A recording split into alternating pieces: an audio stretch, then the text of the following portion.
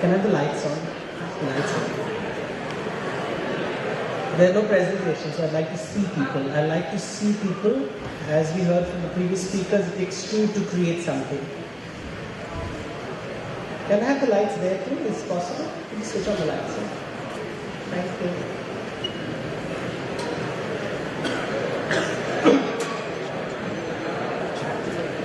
So shall I start or do you want to settle down?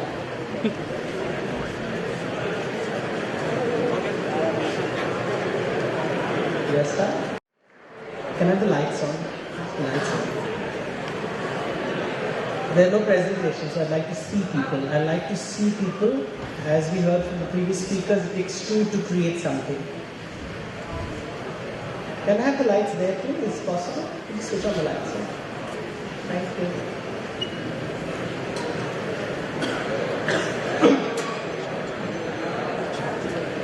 So shall I start or do you want to settle down?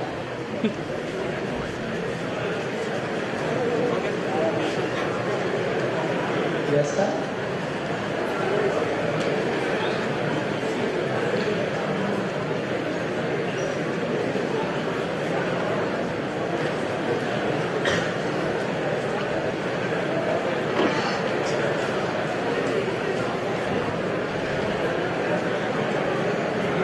Yeah. A little silence, if it is possible. Yeah?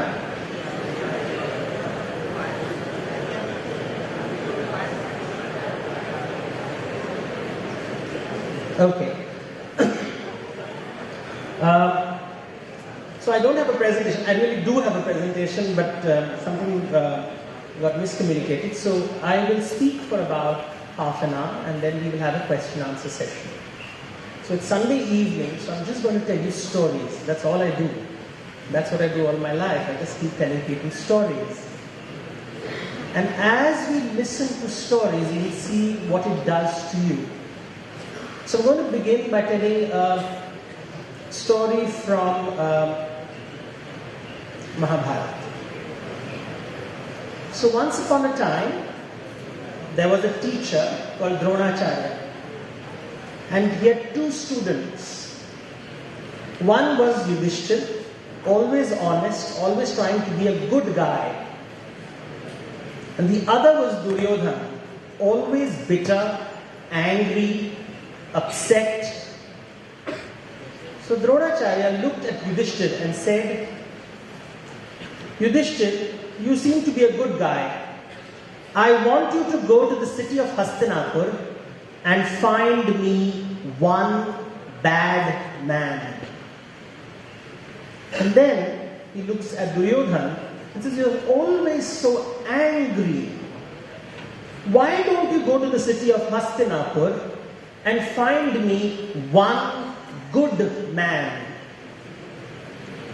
The two brothers spend the entire day in the city. They scour the alleys and they come back. All of them come alone. Yudhishthira says, I looked at the city and I realized that everyone in Hastinapur is so nice.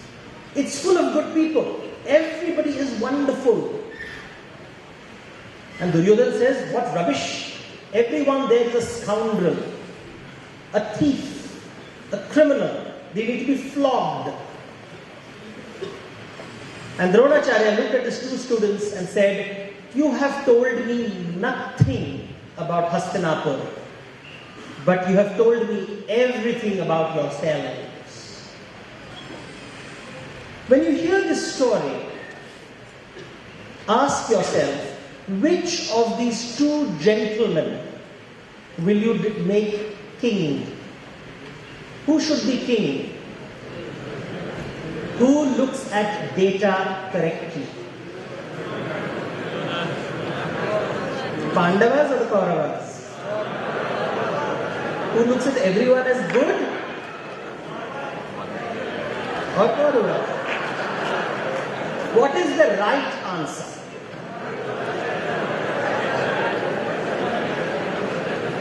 Is there a right answer? And that's the question you have to ask yourself. When you study mythology, let's go now to the basics. I'm going to explain you very basics. What does the word myth mean? Myth means a subjective truth. Your truth versus my truth. How I see the world and how you see the world. Duryodhan looks at the world in a particular way. He's convinced that is the right way. Yudhishthira looks at the world in a completely different way. And he thinks that is the right way. Both of them are in conflict because each one of them is looking at the world in a particular way. Is there someone who can see the world the right way? Is there a right way? And that's the question that the ancients have been asking. The Sanskrit word for enquiry is mimamsa. Mimamsa means to enquire. To ask yourself, what is really true? What is sat? And then they come upon a different word, and you'll find it interesting considering what we've just witnessed.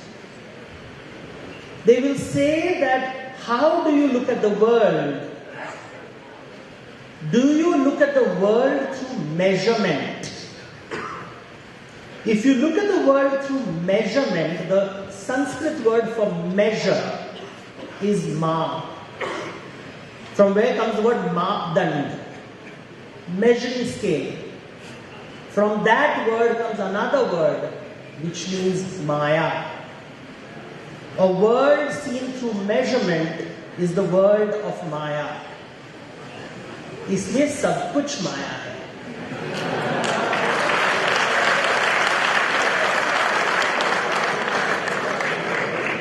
And yet, in management, we are taught.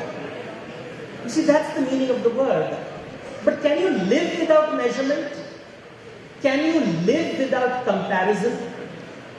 Can you live without the whole thing about comparison, scaling of contracting time and expanding time, length, breadth, height, depth? Everything is measurement. Can you live without it? I'm in an institute of technology. Can you live without measurement? तो माया के बिना जी नहीं सकते हो, माया रहेगी तो irritate करो. Wherever you go, there is Maya. This is the world of Maya. We live in the world of measurement. And that concept, they will expand it in a different way. So we use the word mind. I'm going to explain concepts, and then I will go towards mythology slowly. So what is the Sanskrit word for the mind? Mana.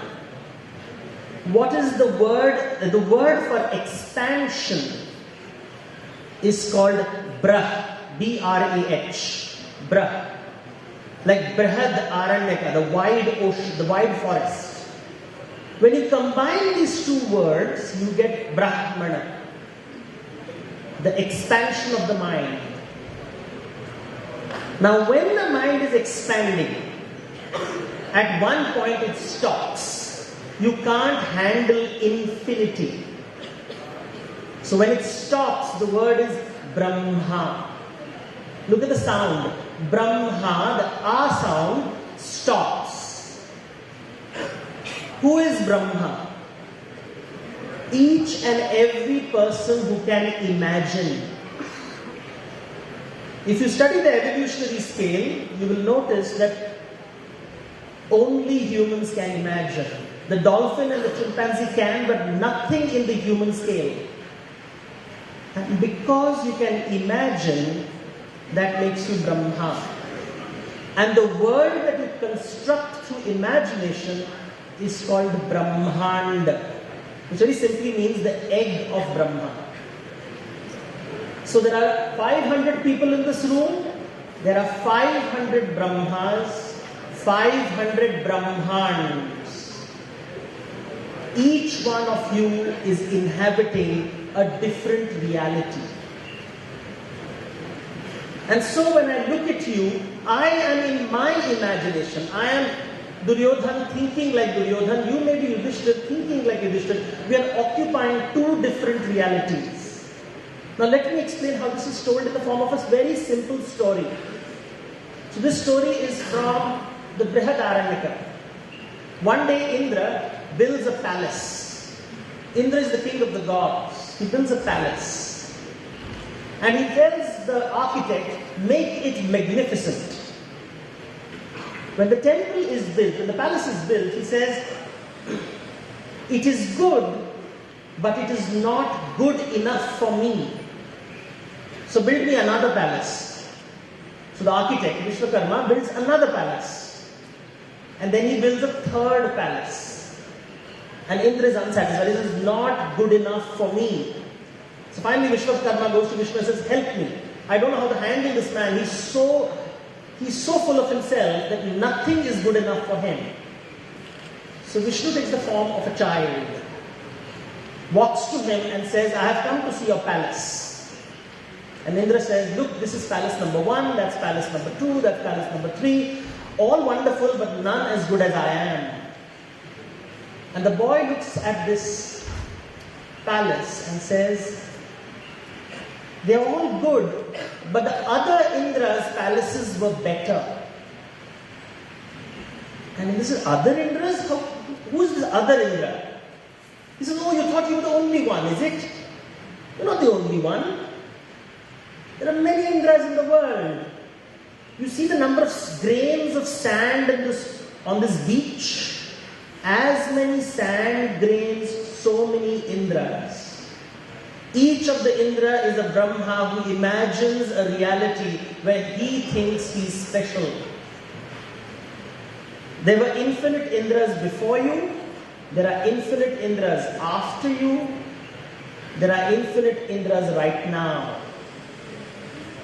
Now this kind of storytelling suddenly makes you feel insignificant. You don't matter. But this peculiar form of storytelling is found only in the Indian subcontinent. If you were Alexander, you would have heard a very different kind of story. You would have heard the story of the Olympic gods living high above in a mountain. You would have read books called the Iliad and the Odyssey. And both these books talk about great heroes like Achilles and Odysseus who want to be superhuman. They want to be great. Why do they want to be great? Because when you are great, you are invited to sit with the gods on Mount Olympus. Life is all about becoming great. You have to achieve something. When you achieve something, you become one of the gods. Now look at that storytelling.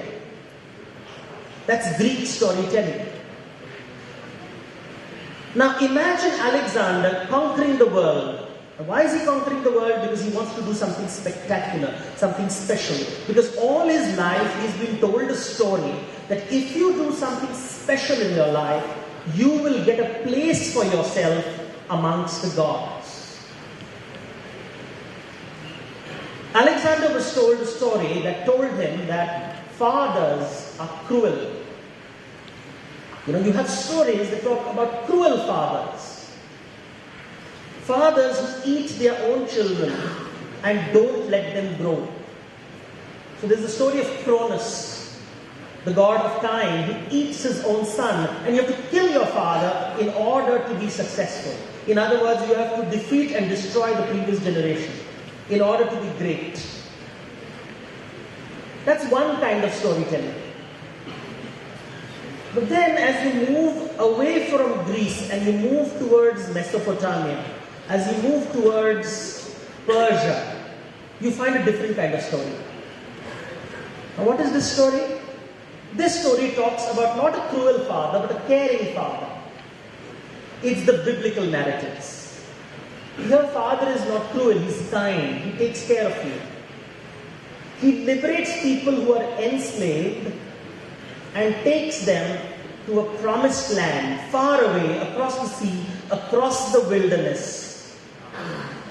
In order to go to that wonderful place, the promised land, you have to do only one thing. You have to comply to the rules. You have to follow the rules, the commandments of God revealed through prophets. So now look at the two kinds of storytelling that are coming. On one side is a story which says you have to defy the gods and be spectacular. You have to innovate. You have to be subversive. You have to change the rules of the game, and then you will become a god. And there's another story which says comply. Follow the rules. Keep following the rules. The more you follow the rules, the more you align, the more you stick to the rules, you will reach the promised land, which is the paradise of the faithful. Now imagine a hypothetical situation. Imagine a situation where Alexander is talking to Moses, a prophet, and they are arguing, what is the right way to live life? Should I follow the rules or should I break the rules? What should I do? Is father caring or cruel? And the prophet will say, the father is caring, he takes care of you, follow the rules. And Alexander will say, no, father is cruel, break the rules. And they'll keep arguing. And then they want a solution. So they seek a person from third party intervention. So let's imagine this possibility. They move east. They come towards India. And in India, they meet a very strange person. They meet a gymnosophist, which in Greek means a naked wise man. He's sitting in one place, doing nothing, staring at the sky. And they ask him, what are you doing, Alexander? Alexander asks him, and the gymnosophist says, I'm experiencing nothingness. And then gymnosophist looks at Alexander and says, what are you doing? And Alexander says, I am conquering the world. And both of them start to laugh. Each one thinks the other is a fool. Alexander thinks he has only one life to live. Why is he wasting it doing nothing? And the gymnosophist says, he has infinite lives to live. What's the hurry? Two different people are having this conversation because they are hearing different stories. You see, Alexander would ask him, so please tell me, gymnosophist, is father caring or cruel? Should I follow the rules or should I break the rules? Should I comply or be defiant? And the gymnosophist will say, he'll give a very typical Indian answer. Can you guess what that is? Without speaking. You shouldn't speak. What's the answer that an Indian will give without speaking? So should I follow the rules or should I break the rules? Should I comply? Should I defy? Give me an Indian answer without opening your mouth. You will shake your head like this. It's called the Indian head shake. Ye bhi theek hai, wo bhi theek hai. This is also okay, that is also okay. Now why does he give the strange answer? It is because of the stories he heard. What is the story he hears? Now look at this. On one hand, there is Ramayana, which speaks of Maryada Purushottam Ram, the rule follower, who does everything. He will only follow the rules, he will comply, he will always comply. And he will also hear another story, Leela Purushottam Krishna, the game changer.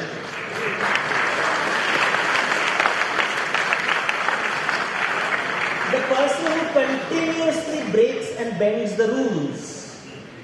Now which is better, Ram or Krishna? What Indian answer will you give? Why do you think they are two separate? Did you hear those separate things? Ram and Krishna are Vishnu. They are the same. There is no difference. You are seeing the difference. The problem is in your मापदंड. इसी को माया कहते हैं.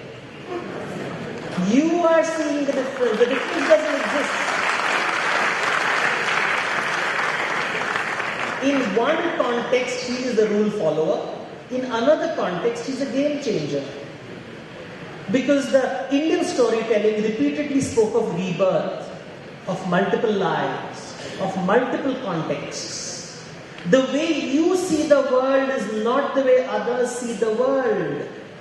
So if Yudhishthira says, I think the world is full of good people, and Duryodhana says the world is full of bad people, the problem is both are Brahma, finite. Neither is looking at the world from the other's point of view. And that's the problem. Every Brahma is located in his Brahmanda and he's isolated. Because I think my view of the world is correct and your view is wrong. I know the truth, yours is mythology. And that's what I study in management, because that's what you see in management all the time. So you have a union issue. You have the workers shouting at the management and each one is screaming at each other. And the union worker thinks the management chore hai and management says union worker chore hai. Dono Brahma.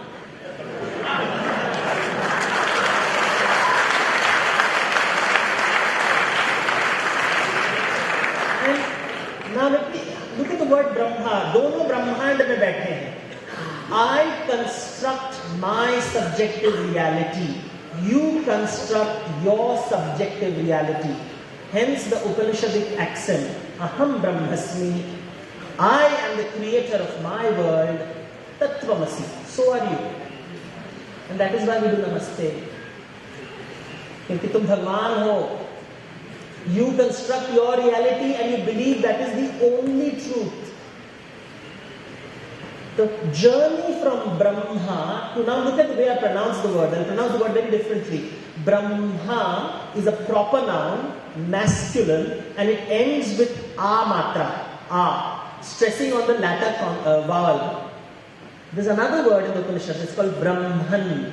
It's pronounced without stressing on either the consonants or the vowel. So Brahman, that represents infinity. So each one of us is making a journey from the finite world of measurement to the infinite world of no measurement. Where and how do you do that? By expanding your mind and including the other's point of view. दुनिया को उसके दृष्टिकोण से देखो. Look at the world from his point of view and the world transforms. Now how do you explain this rather complex abstract idea in a land of farmers? India is a land of farmers. How do you explain it to people on the road if you're walking? How do you explain? So let me show you how storytelling explains this very complex concept, very simple. So I will tell you a story that you're all familiar with. Hear the narration. This is the story of Shabri Ke Bed. So this is from the Ramayana. It's a folk story. It is not found in Valmiki Ramayana incidentally. It's a folk tale where Sita has been kidnapped and the only piece of information is she has been abducted by a demon and taken in the southern direction. Ram finds this and is determined to find his wife. So he starts walking in the southern direction. He has no other piece of information, so he doesn't eat, he doesn't drink, he doesn't sleep, he just keeps walking in the southern direction. His body is covered with sweat and grime. Behind him is his brother Lakshman. They're walking and walking and walking. For several days, his eyes are bloodshot because he's not slept. When suddenly a woman stops him and says, "Stop." And Ram stops and he says, "Sit down." And Ram sits down and says, "You look hungry, why don't you eat something?" So Ram gives him the woman says, "I have got a few berries. Why don't you eat these berries? I've collected them. Eat them." And Ram eats them. And she takes the berry and she bites it and gives it to him. Then she bites another berry and she throws it on the ground. She bites the third berry and gives it to Lakshman. And Lakshman recoils in horror and says, "What a mannerless woman. You are eating it, tasting it, soiling it with your saliva and then giving it to me. Don't you have any manners? Do you know who I am? Do you know who this man is? We are the princes of Ayodhya. Treat us with respect." The woman gets completely scared and she goes into a corner, apologizes profusely. Then Ram says, "Lakshman, darshan karo." Look. Darshan means look. What did you see and what did I see? Same data points, different interpretations. What did I see? I saw, we are two men carrying weapons in the middle of the jungle with bloodshot eyes covered with sweat and grime. How many women you think will come on our way? This woman has come and stopped us. She's extremely brave. Second, why did she stop us? For her benefit or our benefit? For our benefit. To feed us. Why did she do that? She is a kind and generous woman. She's brave, she's kind, she's generous. And why is she biting into the berry? To make sure the sweetest berry are given to us. She's a good host. This is what I saw. A brave woman, a kind woman, a generous woman, a good host. What did you see? You saw a woman without manners. What manners are you talking about? Manners you learned in your palace. She lives in the jungle. Why is she expected to know your manners? And Prince of Ayodhya, she doesn't know. She's a jungle woman. What does she know about princes and Ayodhya? You are assuming your value system are the correct value system. You are assuming your value system is universal and you are judging her. इसी को माया कहते हैं.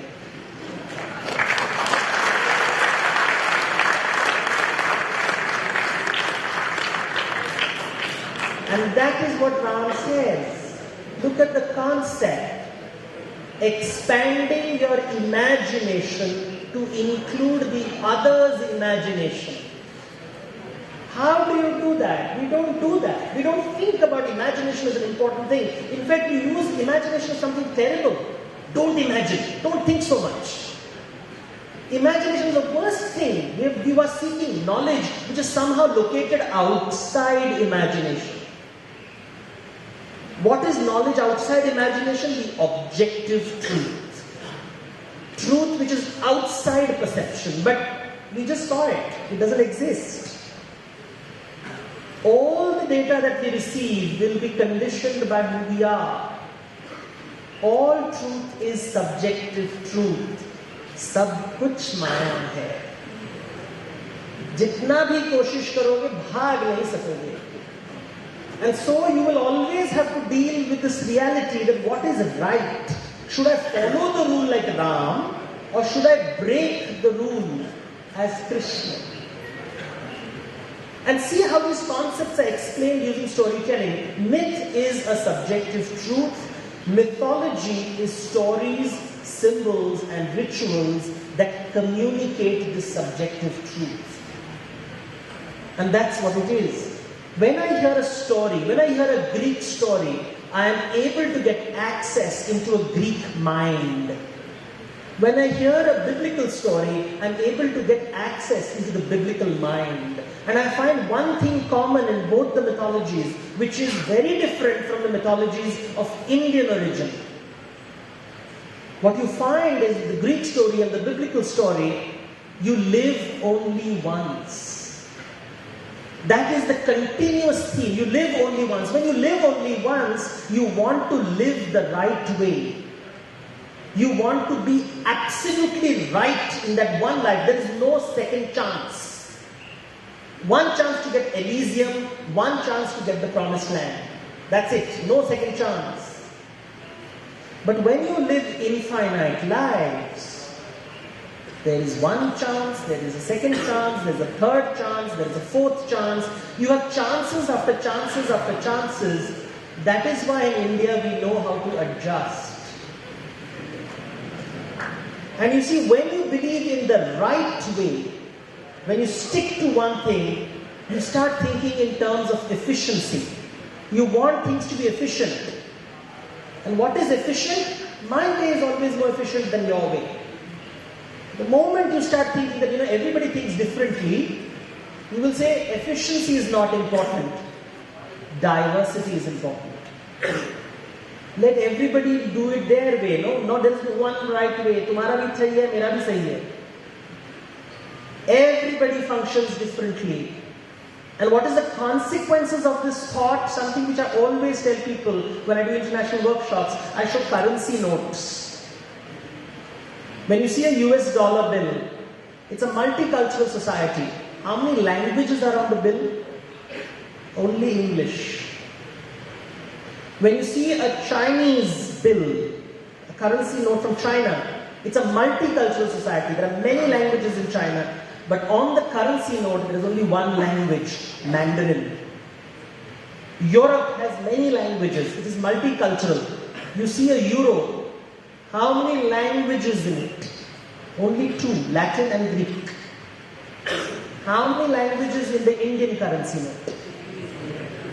Tell me the number, be accurate. See this science class. Evidence, remove the note, count. 17. The most prominent of which is a not an Indian language, English. That's called adjustment. That is called inclusion. That is called diversity. But the problem is, and this is the problem, when you have diversity, you also don't have efficiency. Because everybody wants to do his thing his way, and so you just stand at the traffic light, and you'll see, while there is a rule there saying car should not move, everybody is going in their way. That's what happens. So the minds of people, mana, the minds of people are being shaped by the stories that you tell. And we don't realize the unconscious effect of these storytelling. If all my life I have been told that you live only once and the right way to live is by being compliant, I will function that way. If all my life I have been told stories that say that, everybody can think differently, jitne log hai, different thoughts are okay, everybody is okay from their own point of view, then the world is very different. You construct a very different culture. So traditionally in Indian thought, they will say every human being lives in three worlds. Now what do they mean by three worlds? This sounds so magical, but it's not magical. They mean the three worlds are very simple. The first world that you live in is the world of Prakriti, nature. The world that is controlled by Newtonian laws, quantum laws. That's the world. Prakriti, where might is right and the fit will survive. The world of plants and animals. The second world that you inhabit is your imagined reality, Brahmand, which you believe is perfect. Because in your imagination, you're always perfect. And then there is the third world, which is Sanskriti, the world of rules, the social world that we inhabit. The world of negotiations, the world of rules. And we all live in these three worlds. We are negotiating between Prakriti, Sanskriti and Brahman. And to live in these two worlds and that separation that Jeff spoke about, the word in Sanskrit for that is patta. The breaking up, the separation of the human mind from nature, which in Sankhya is called Purusha and Prakriti. The human mind separates itself from the natural world. And so these are the concepts that are being told through storytelling. This is the world of mythology. And people always wonder, how do you bring mythology into management? How can the management be anything but logical and mathematical and measurable? And management is anything but that. Management is just sophisticated storytelling. That's all that management is. Because you believe with the concept of the promised land. There's a vision, mission. You have a target, a goal, an objective. You want to do that and you achieve it. Just like the prophet taking the people across the wilderness to the promised land. Using a set of systems, rules and processes, which is essentially the commandments. That's the structure of management. That's how you're taught. And now everybody talks about innovation, subversion, breaking the rules, change the rules. They are now referring to Greek mythology. They're talking about becoming Alexander, the individual who says, I am the boss. I don't follow the boss, I am the boss. And then you come to, I'm not even referring to the Chinese stories, they're very different. The Chinese stories is a completely different ballgame. The Indian story says, why are you doing what you are doing? क्यों कर रहे हो? Why do you want to? So something says, I want to be better than the other. Achha, better, measurement, Maya. You have created the measuring scale, you have decided the report card, you have decided you are the winner. So ये सब तुम्हारा ब्रह्मांड का खेल है. And that's, it drives me. Of course it drives you. That is what is called Maya. It drives you. Maya बहुत ही सुंदर होती है. It seduces you, it enchants you. She flirts with you, she plays with you until the point that you believe it is true. And when you step back and look at it and say, this is not Maya. No. And that's where the problem starts. And the thing is, when we talk about separations, you start seeing these ideas getting far and more complex. This is one level of separation. Human beings from nature. But then comes a second level of separation, and after that we can discuss. I'll tell you it in the form of a story. Again, the Pandavas and the Kauravas go to Krishna. They have decided to kill each other over a piece of land. They said, this is zameen hai, humko jhada karna hai, we want to kill each other because I have a right to it. So they go to Krishna and says, please support us. You must support us in this battle. And Krishna says, well, two of you are one of me, so I'm going to divide myself into two parts. You decide what you want to take. So Krishna says, on one side is me without weapons, my potential. On the other side is my army that is fully equipped. What do you want? My resources. On one side is Narayan, potential. On the other side is Narayani Sena, resources. What will you choose? One side is not measurable. I can never measure potential, how far I can go. But Narayani Sena I can measure. It's very easily measurable. What do you choose? And of course we are told that the Kauravas, the villains, choose Narayani Sena, and the heroes, Pandavas, choose Krishna. The question is, what will you and I choose?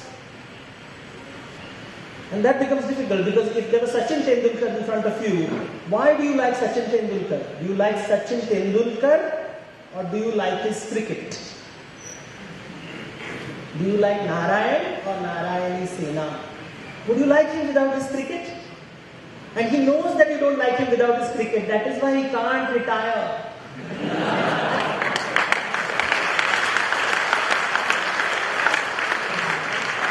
And there is Aishwarya Rai, one of the most beautiful women in the world. And every time people come to her and say, Madam, you're so wonderful. And she looks at them and says, do they look at me or do they look at my beauty?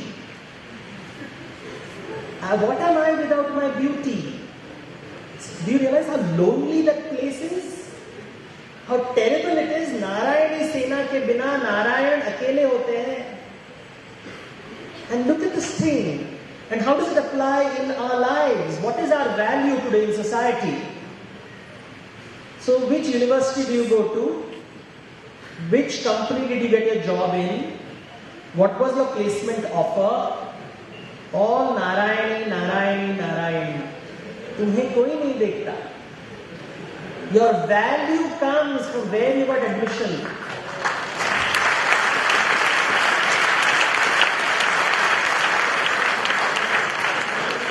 I had the opportunity because of the nature of my work to work with some of the most richest and most powerful people in the world, and trust me, it's a very lonely place. Because अगर वो अमीर नहीं होते तो मैं थोड़ी ना उनके पास जाता. I am also looking at his wallet, not at him. And that's the whole journey. Because there is Brahma building his great palaces and wondering, look how great I am. I'm using my property as a surrogate marker of who I am. You see, we spoke about reflections. When you read Kashmir Shaivism, it will talk about how Shiva looks at Parvati and says, why should I open my eyes? Because Shiva is always shut, he's an ascetic, he doesn't want to look at anybody. And Parvati says, you have to look so that, and she holds the mirror in front of him. She says, so that you can see yourself. You have to see the other so that you can see yourself. And so, When an animal looks at the mirror, it says, is this a predator, is this a prey, is this a mate? If it is none of the above, it doesn't care. When the human looks at the mirror, so I look at the mirror every day, do I see myself or do I see my imagination of myself? So I look at the mirror and I think I am diamond. Then I go to my office, or in your case you go to your classroom, and your professor says, you are not diamond, you are plastic. Since I am assuming most of you guys are not married, so you go to your mother and say, am I plastic or diamond? The mother will say, no beta, you are not plastic, you are cheap plastic. Now what is true? Whose subjective truth is objective? I think I am diamond, that inflates my self-worth, self-esteem. If I start believing others that I am plastic and cheap plastic, I go into depression. I don't want to believe that false, so I choose my falsehood to your falsehood. Okay. Aham brahmasmi. I will construct my reality. I will stick to what I think is valuable. Value is subjective truth. Anything that you value in the world exists in your imagination. It has, in nature, everything is valuable. Everything is valuable. But in human society, what is more valuable, Apple or Samsung? What is cool if you hold in your hand? Is that an objective truth or a subjective truth? And how did that subjective truth come to be planted in your mind through sophisticated storytelling that we call advertising? That's called branding. Now let me tell you, and I'll conclude with this, the first story of branding. So Narad comes to Dwarka and looks at Krishna and says, I want you to come back with me to Vaikuntha. And Krishna says, okay, fine, I'll go. And Krishna's wife says, no, don't take a husband, take something of equal value. Okay, fine, give me something of equal value. So they get a measuring scale. On one pan, they keep Krishna. On the other pan, one of his wives, Satyabhama, puts gold, lots of gold. And Krishna is much more valuable than all the gold in the world, so it doesn't work. So finally, Rukmini comes with one sprig of tulsi leaf. And she says, this symbolizes my love for my husband, which is greater than my husband. And she puts it on the leaf and the thing shifts. From an objective point of view, it makes no sense, right? But from a subjective point of view, the tulsi has been branded.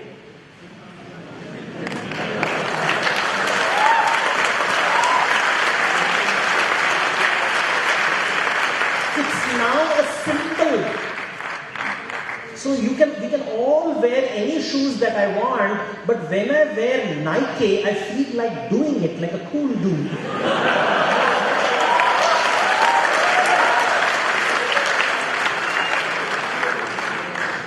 इसी को माया कहते हैं. And that's what I teach in management. So if you have any questions, please feel free to ask.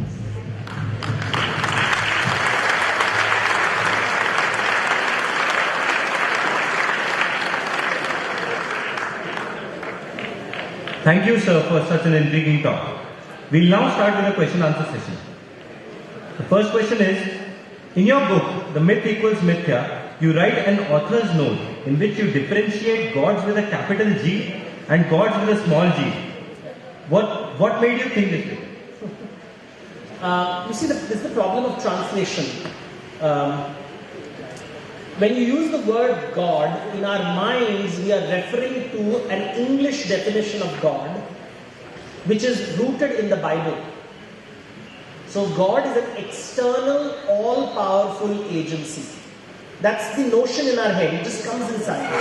But in India, the word for God, there are several words for God. There is Devata, there is Ishwar, there is Bhagwan, and they all mean very different things. And they all are translated in English as God. So what is Devata, what is Ishwar, what is Bhagwan? They mean very different things.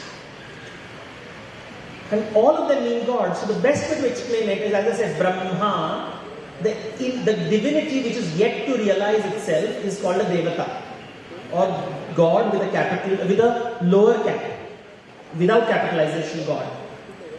And Bhagavan represents God with capitalization, which is one who has realized himself in its totality. And again, God can be divided into two parts. One is Bhagavan and Ishwar, and they mean very different things. Ishwar means one who has completely realized himself and is indifferent to the other devatas. And Bhagavan means someone who has realized himself and is sensitive to the inadequacies of other devatas. So these are complex ideas. Unfortunately, the word God doesn't explain it. We are not referring to an external, all-powerful agency. We are referring to human potential. That's all. The notion of God in the Sanatan traditions is about human tradition. Words are different. So if you read Buddhism, they will not use words like Bhagavan and Ishwar. They will use words like Buddha and Bodhisattva. When you read Jainism, they will not use words like Bhagavan and Ishwar. They will use words like Tirthankara and Arahata. But the idea is the same. The idea remains the same. So that's all. Thank you, sir. My next question is, how does a usual day at the office of a chief belief officer pans out? Okay, I have a job designation. I don't have a job description. I don't have a key result area. I don't have a key performance indicator. I just have a payslip. I don't have office timings. I don't have to go to office. I am fairly lucky really. So there's no job to do. I just come and give lectures like this and get paid for it.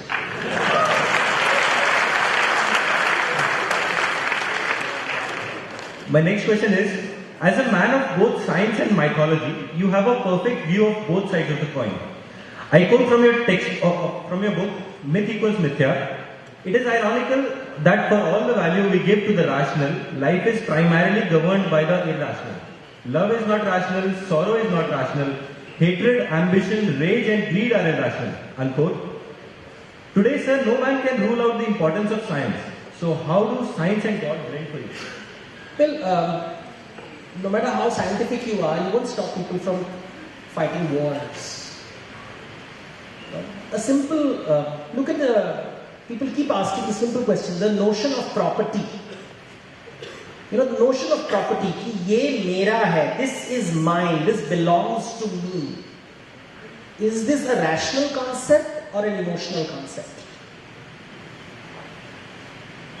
Can it exist without laws? If there were no laws, there is no property. Laws come from human beings. Animals have territory, they don't have property. Territory is natural, property is artificial. You construct it. Ye mera hai, this is my property.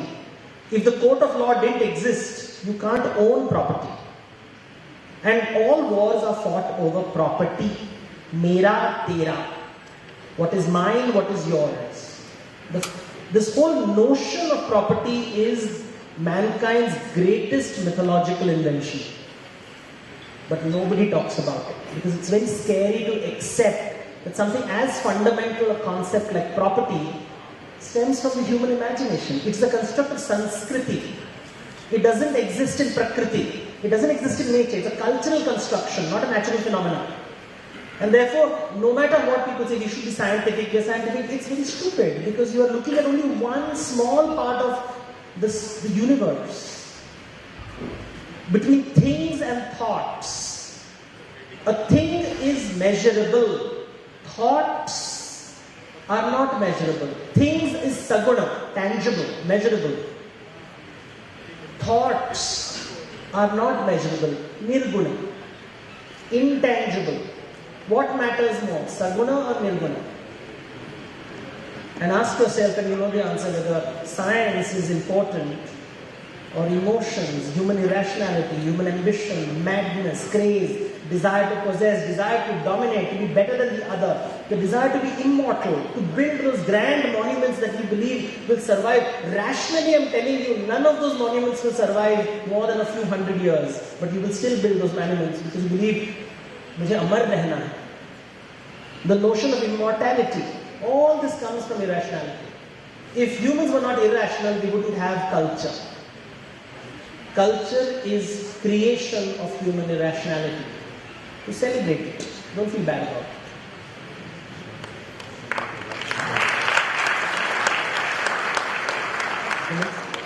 The next question is, sir, we have often seen radicals try to justify their antics against homosexuals and the idea of homosexuality, citing the prestige of Indian culture as their cause. What do the scriptures have to say about this? Well, it doesn't matter what scriptures have to say. As I said, all scriptures are cultural constructions. Ask yourself, will you allow other people to live their lives their way, or should they live exactly the way you imagine they should live? And that's the fundamental question. Do I allow other people to live their lives as per their wishes, or do I want to impose my view on the other? Because I know what is right and you don't know what is right. Even though the Upanishads say, Aham Brahmasmi Tattvamasi. And that's the whole question. You have to just ask that question. It doesn't matter what the scriptures say. You have to ask yourself, do other people's subjective reality, their desires, however strange they may appear to you, it is valid for them. It may not be valid for you, but it is valid for them. Allow them. Adjust.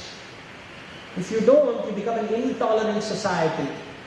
And you don't want to live in an intolerant society, because then the number of languages in the Indian currency note will not be 17. Just remember that. Now the last question for the session. The subject of mythology is all based on interpretations carried out over a period of time. But sometimes what happens is that people take conflicting interpretations way too seriously and end up hurting each other. What do you have to say to them? See, what is human life without interpretation? Allow me to have my interpretation. There is no one truth in the world.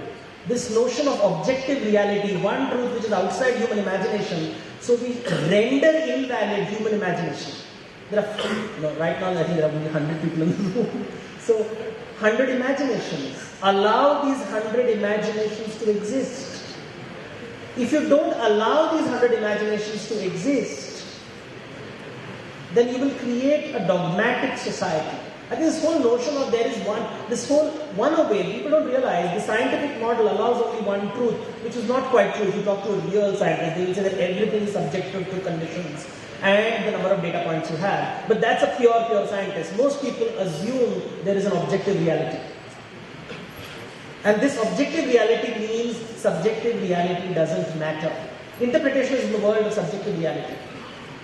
You make your journey from Brahma to Brahman, from God without capitalization to God with capitalization, when you include other subjective realities. Which means when somebody disagrees with you, how do you approach it? Now typically observe an argument. When two people are arguing, and that's the word, when two people say that I think like this, how do you approach it? Do you want to win the argument? If you want to win the argument, then you are like an alpha animal saying that I am stronger than you, smarter than you. But what if you approach it differently and say, he is thinking differently from me. I am Brahma, he is Brahma. Why is he thinking differently? And when you start asking the question, why? Why is he thinking differently? A new world will open up. Because you will see the delta between his thoughts and your thoughts. And that will reveal a new corner of the galaxy. A new way of looking at the world. Not the outer galaxy, but the inner galaxy. And you will appreciate, this is called samavad, which is different from vivad. In vivad, one person wants to dominate and win the argument, a debating society, where nobody is listening to anybody, which is a classical group discussion in IIM. What you need is samavad. Listen to the other person. Darshan karo. See why he is disagreeing with you, and maybe there is some value there. And that will make you a little bit more tolerant and a little bit, I believe, better human being. Thank you.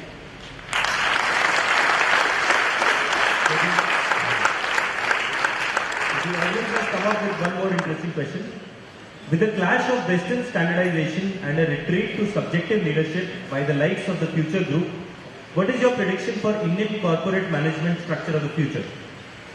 Well, I'm not an astrologer, I'm so sorry. I can't predict things at all. But I can make an observation that there will always be diversity in this world. The human imagination will not allow standardization. Let me give you the example of standardization. The example of customization. The best example for customization is the Indian thali. Look at an Indian thali. If you go for a classical meal, in a Western meal, a classical, there is soup, salad, main course and dessert. And you eat exactly what the chef has provided for you. But if you eat an Indian thali, everything is served simultaneously. The sweet, the gooey, the thing, the crispy, the sour, the salty, everything is served simultaneously. And each one of us, although we are given the same plate, will mix and match in different proportions. Which means what I eat is very different from what you eat. Even though the cook has prepared the same dish and served it the same way, each one of us will eat something different.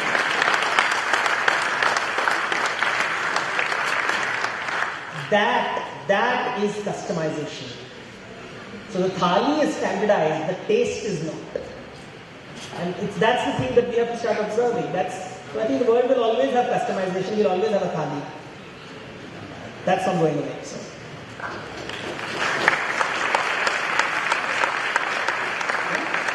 Thank you, sir, for your intriguing work. Thank you so much. Thank you.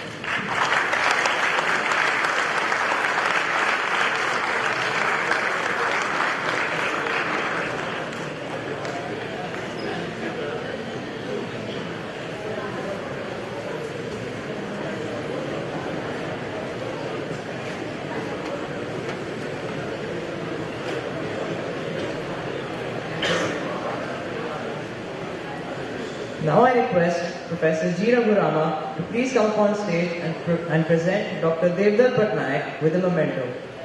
I also request Mr. Siddhant Bhardwaj, Boston Department of PEP, to please escort the sir.